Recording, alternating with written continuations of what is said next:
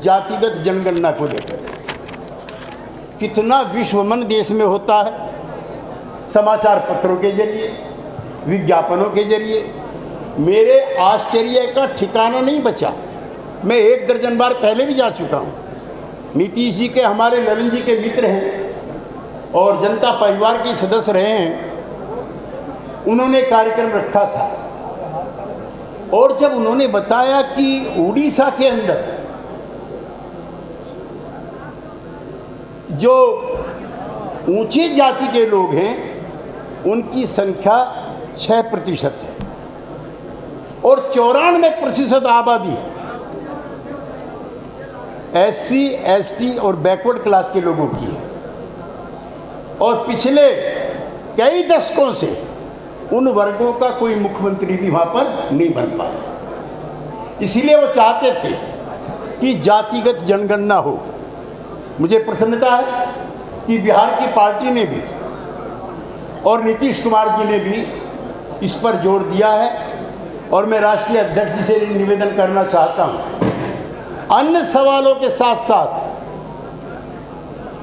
2024 के चुनाव में जातिगत जनगणना भी एक बहुत बड़ा मुद्दा होने जा रहा है।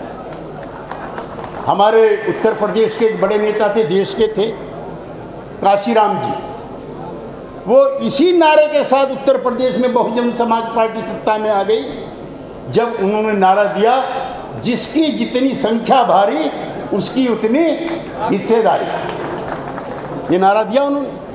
और समाजवादी पार्टी की जो परंपरागत लोहिया के विचारों की पार्टी थी उसकी प्रखरता को और तीव्रता को समाप्त करते हुए काशीराम के उसी नारे पर सरकार बन गई। लिहाजा नीतीश जी के जरिए और ललन जी के जरिए हम चाहते हैं, हमारे पास दर्जनों लोगों के इनविटेशन है कि हमारे यहाँ भी जातिगत जनगणना होनी चाहिए। उल्लू की जनगणना हो रही है कि उल्लुओं की संख्या देश में कम हो रही है, बाज की हो रही है, हिरण की हो रही है, लेकिन गरीब गुरबा लोगों की जनसंख्या नहीं गिनी जानी चाहिए।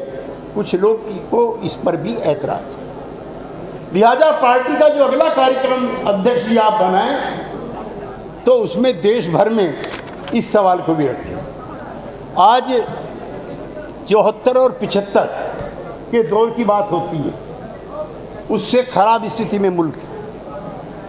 ऐसा कोऑपरेटिव फेडरलिज्म का मजाक कभी भारत के इतिहास में नहीं हुआ, पंडित नेहरू से लेकर के और मनमोहन सिंह तक। स्पीकर रह चुके हैं विजय जी। स्पीकर अगर बुलाना चाहेगा विधानसभा का सत्र, गवर्नर मना कर रहा है। कभी आज तक हुआ? प्रदेश का निर्वाचित मुख्यमंत्री गवर्नर के पास रिकमेंडेशन भेजता है, गवर्नर मना करता है। कभी ऐसा हुआ? तमाम संस्थाओं का अवमूल्यन हो गया। गवर्नर वर्सेस सीएम हो गया, स्पीकर वर्सेस गवर्नर हो गया और सरकार या कमीशन की जो रिकमेंडेशंस थी वो रद्दी के टोकरे में चली। मैं बिहार भवन में नीतीश जी के बराबर बैठा हुआ था। टेलीविज़न पे हमने सुना कि बिहार के नए गवर्नर बन गए हैं डॉक्टर कोविंद जी। ये तो नीतीश जी ने कहा कि हमें तो पता भी नहीं है। सरकार या कमीशन की रिकमेंडेशन थी कम से कम 3 नामों का पैनल मुख्यमंत्री के पास भेजा जाए, लेकिन किसी भी सूबे के अंदर जितनी भी गैर भाजपाई सरकार है वहाँ जानबूझ करके ऐसे गवर्नर भेजे जाते हैं जो कठिनाइयाँ और दिक्कत पैदा करें। अब नया संकट और आ गया सुप्रीम कोर्ट के साथ। कानून मंत्री वर्सेस सुप्रीम कोर्ट। जजों की नियुक्ति की प्रक्रिया क्या हो, एनएसजेसी हो कि ना हो, उसको लेकर के भी, और चुनाव आयोग। ऐसा कभी सुना नहीं कि सुप्रीम कोर्ट ने चुनाव आयोग को लेकर टिप्पणी कर दी हो कि कैसे आपने सीईसी को नियुक्त कर दिया 24 घंटे के अंदर। कभी ऐसा नहीं हुआ। और चुनाव आयोग सरकारी संस्थाओं का, यानी कि सरकार जो भाजपा की है उसका यंत्र बन करके रह गया। कोई सुनवाई विपक्ष की नहीं होती है।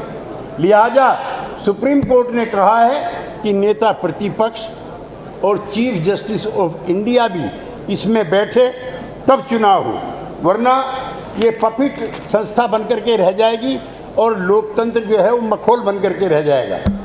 साथियों, कल नीतीश जी ने भी जिक्र किया, बिहार के एक उपचुनाव की चर्चा समूचे देश में।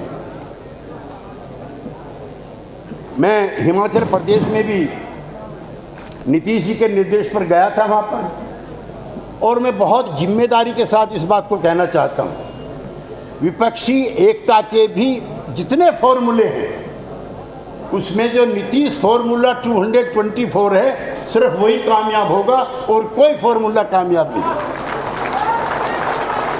वहाँ पर कांग्रेस पार्टी बड़ी पार्टी के रूप में थी। मुझे प्रसन्नता है कि किसी भी पॉलिटिकल पार्टी ने अपने उम्मीदवार खड़े नहीं किए थे, लिहाजा भारतीय जनता पार्टी हार गई। उत्तर प्रदेश की 3 सीटें थी, मुझे वहां जाने का मौका मिला पार्टी की तरफ से। तीनों पर राष्ट्रीय पार्टी और क्षेत्रीय पार्टी का कोई उम्मीदवार नहीं था।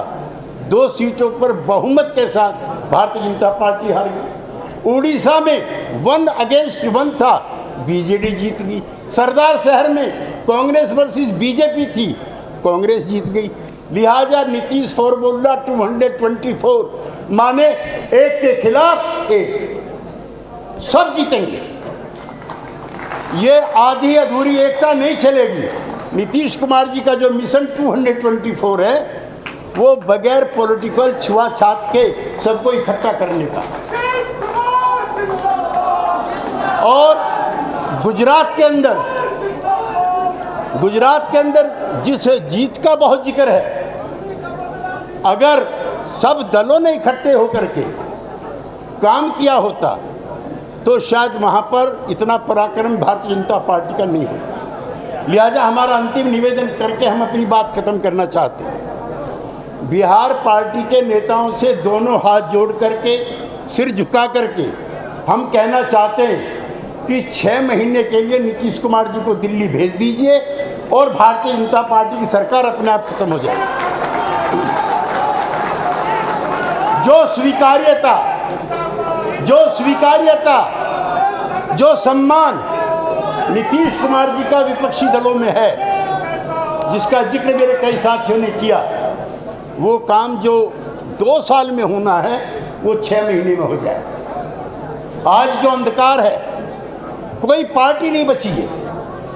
कश्मीर से लगा लो और बंगाल की खाड़ी तक बहुत कम नेता बचे हैं। मैं उसका उल्लेख करके किसी का जायका नहीं खराब करना चाहता, जो नरेंद्र मोदी से सीधे सीधे आंखों में आंख डाल करके मुकाबला कर सकते। नीतीश कुमार जी मुकाबला करेंगे तो ना ईडी का डर है, ना सीबीआई का डर। नीतीश कुमार जी मुकाबला करेंगे, ना जात का है, ना परिवार का है, ना किसी और चीज का इल्जाम है। लिहाजा मैं अपनी बात को समाप्त करते हुए कहना चाहता हूं कि मार्च के महीने तक राष्ट्रीय पार्टी बनेगी। आप 6 महीने का समय निकालिए। 2024 की जो लड़ाई है वो 6 महीने में समाप्त हो जाएगी। और ललन जी, आप तैयारी कीजिए। हम सब लोग आपके नेतृत्व में नागालैंड में जो 0.4% की कमी रह गई थी उसकी पूरी करेंगे और मार्च के महीने में पटना के बजाय दिल्ली में आपका अभिनंदन करेंगे। बहुत बहुत धन्यवाद। धन्यवाद केसी त्यागी जी। अब मैं कार्यक्रम को आगे बढ़ाते हुए पार्टी के वरिष्ठ नेता और पार्टी